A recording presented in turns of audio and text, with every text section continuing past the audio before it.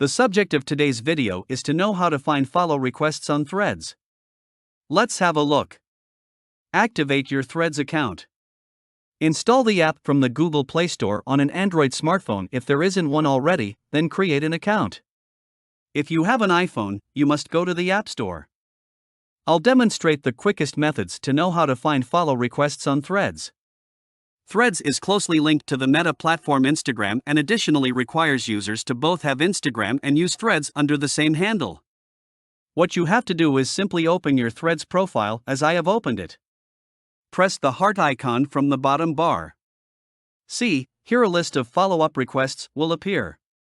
You can accept any profile by pressing the confirm option. Now this profile is added to your followers. And if you want to reject any profile, simply press the cross option. Now this profile will not be added to your followers. So, this was the very simple and easiest way to find followers on Threads. I hope you learned something from this video. If you have any question, don't hesitate to comment down below. And thank you for watching.